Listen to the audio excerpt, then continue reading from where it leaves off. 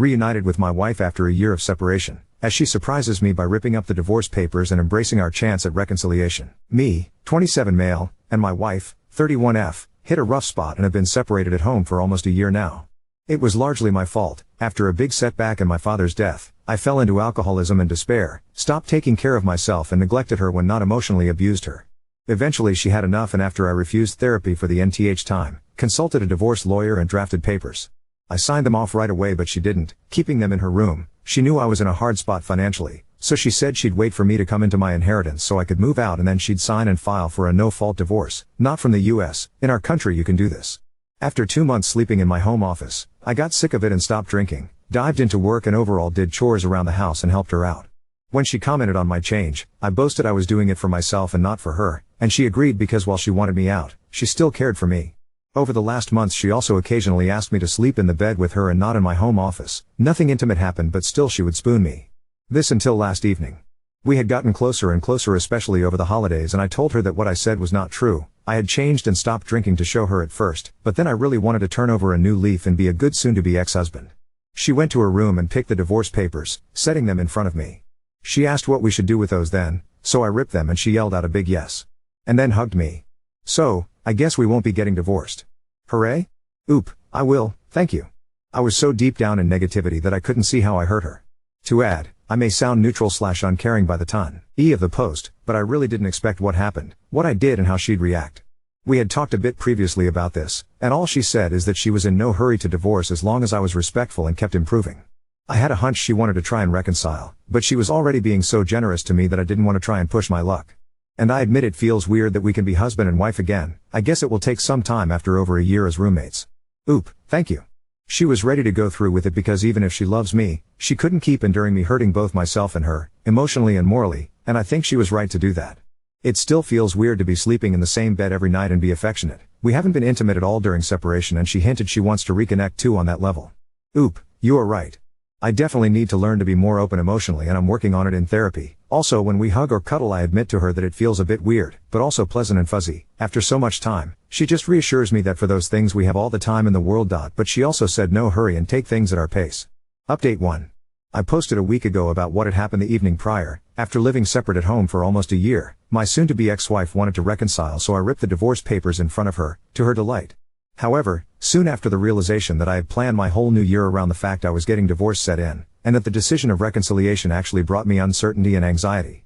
My wife noticed that, and we had a number of heart-to-heart about this. There was talking, laughs and even tears during those talks, tears of the good, liberatory kind. My wife rarely if almost never cries, she's the stoic type, but seeing her break into tears, sobbing how much I hurt her and she still loves me, was like getting stabbed in the heart. I realized the pain I caused her is still fresh and burning. She unloaded all the pain and turmoil I had inflicted upon her with my past behavior, and admitted she felt both proud and bitter about my changes in the last year. Proud because I turned my life around, bitter because I had accepted the divorce so quickly as if she was what was holding me back, and she wasn't worth my best self. However, she was also angry at herself because she was already reconsidering the divorce back in June, but didn't say anything or gave me signals because she feared I'd revert to my old behavior, or would rebuff her.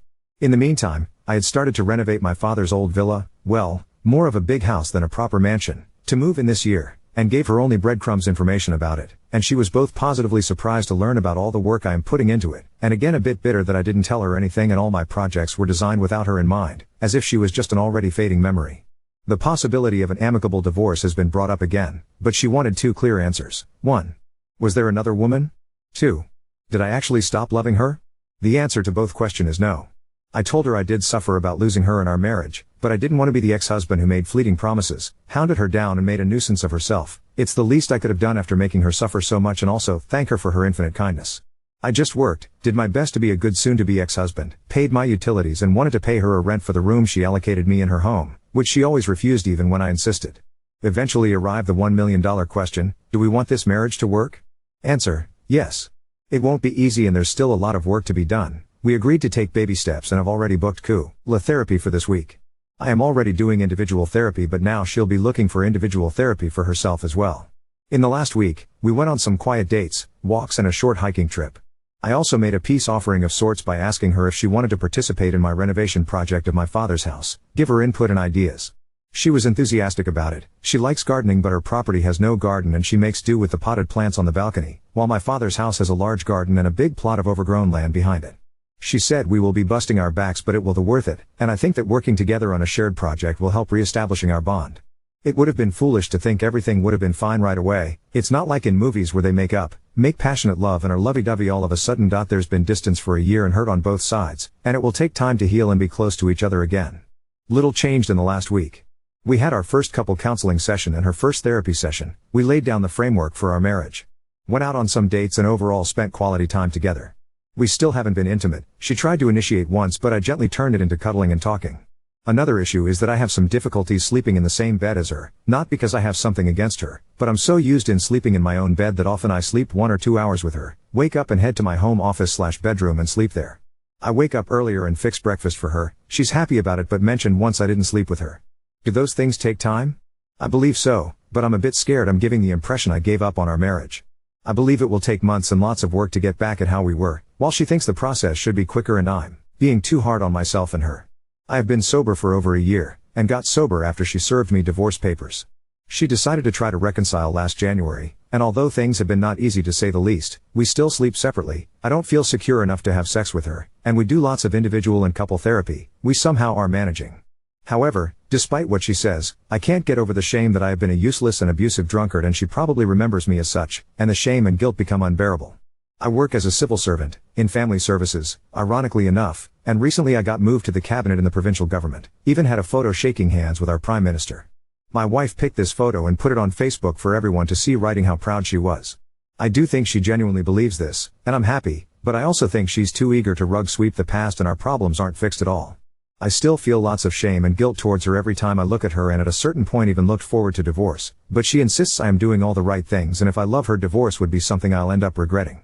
I just feel we will never overcome this, and although many moments are happy and I do my best to give her quality time, cook her favorite dishes and get her gifts, I can't help but feel hopeless and even alone in my feelings. She wants for us to move on, but while for her it might be easy to forgive me, for me it's not easy to let go of the shame of what I was to her. My therapist says I have to deal with it on my own as I caused all this, and I agree, but I don't know how to move forward. Is there something I can do, or should I learn to accept this and live with it? Maybe with time it will get better? After all, a year sober is almost nothing.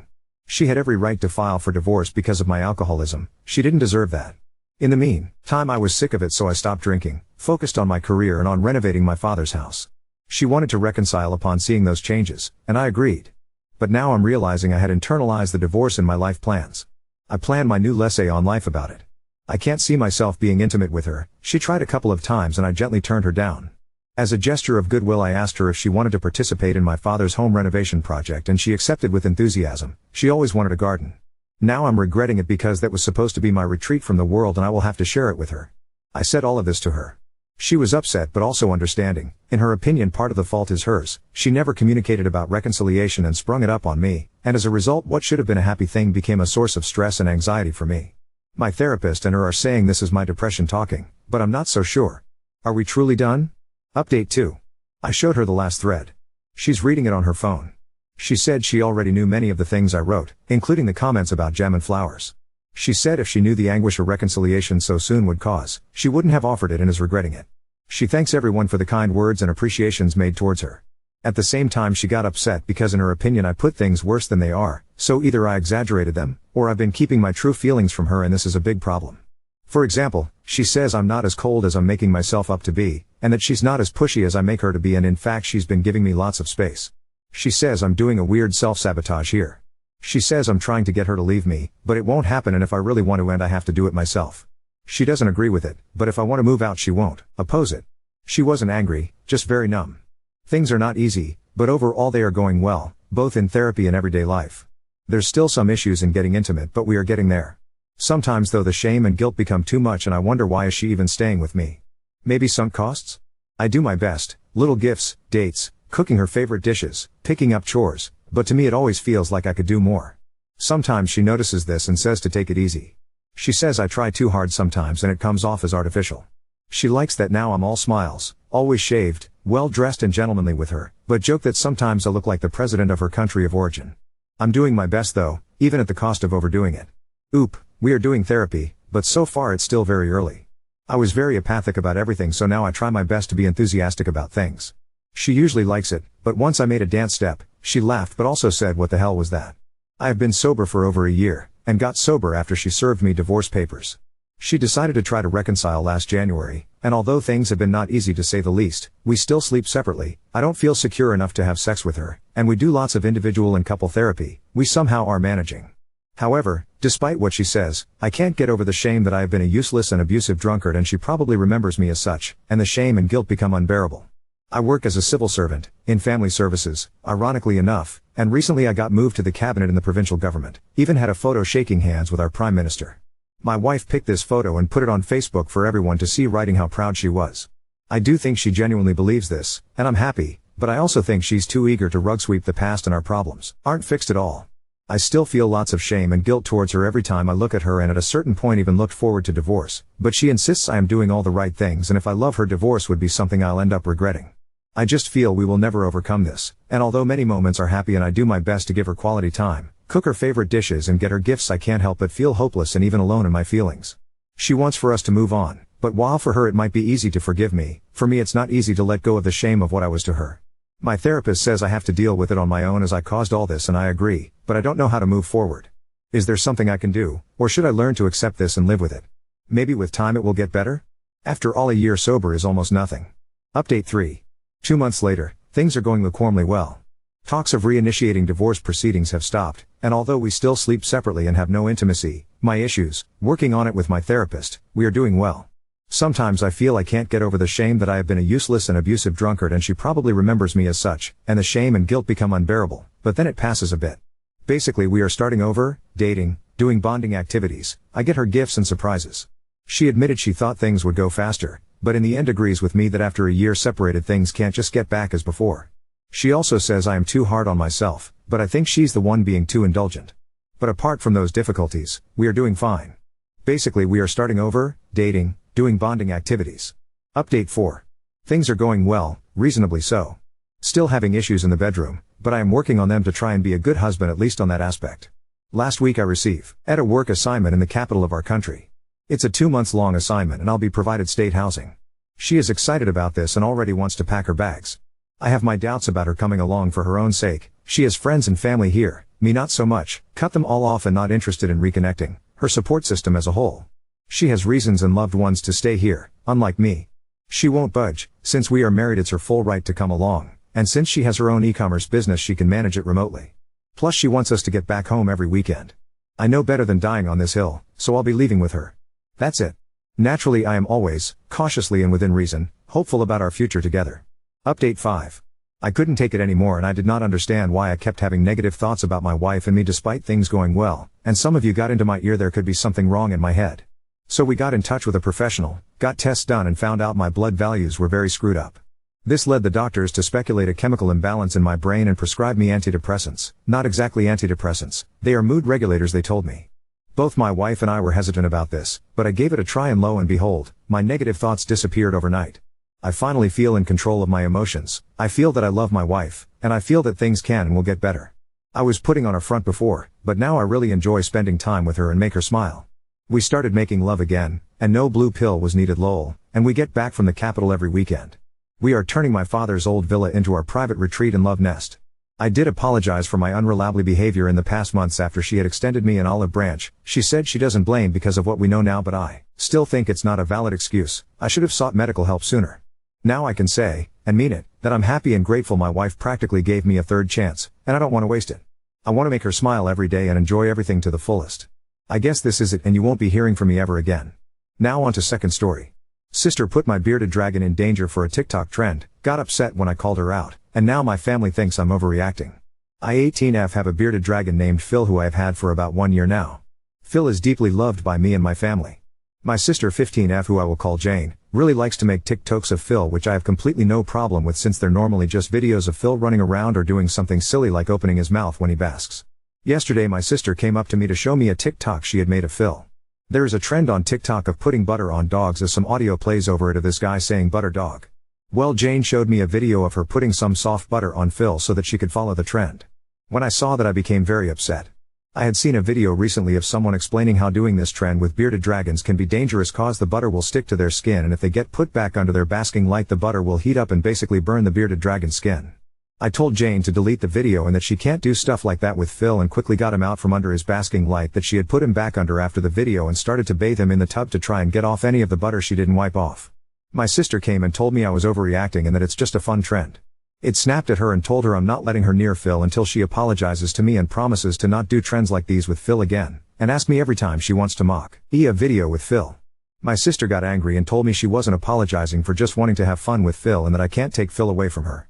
After I finished making sure all the butter was off, I put him back in his tank that's in my room and told her she's not allowed to come in and take Phil.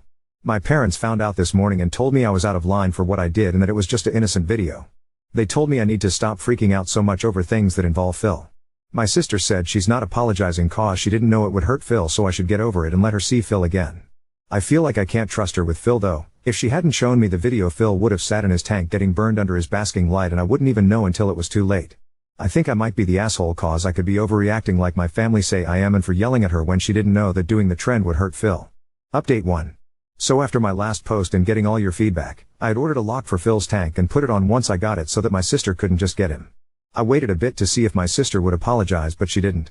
So I sat down both my parents and sister to go over again why I wasn't allowing her to see Phil and how what she did was not okay. I had made a slideshow and everything about how putting butter on bearded dragons was in fact not a harmless trend. I told her that I wasn't mad at her for doing it since she didn't know, but I was upset over how she reacted. It took a lot of explaining and I even used some advice you guys gave me on how to best explain it, and after a lot of talking and a bit of arguing it seemed they finally all got it. My sister got upset and apologized to me for how she reacted and seemed genuinely upset after she realized what she did to Phil. My parents also apologized for not taking my side and scolding me for what rules I set in place. The lock is still staying on the tank just in case, but my sister is now allowed to see him and play with him if she asks me, and she's not allowed to make any more videos of Phil without me being there to watch. She seems a bit irritated about the rules, but she follows the rules. I also got her to take down the video off of TikTok, and she ended up making a video on how what she did was stupid and that to not do what she did, which I'm very pleased with. She has gone back to making her harmless videos of Phil just running and playing, and all is going well now. I also want to thank Reddit again for the advice and reassurance that what I was doing wasn't wrong, since I honestly was pretty lost at that time.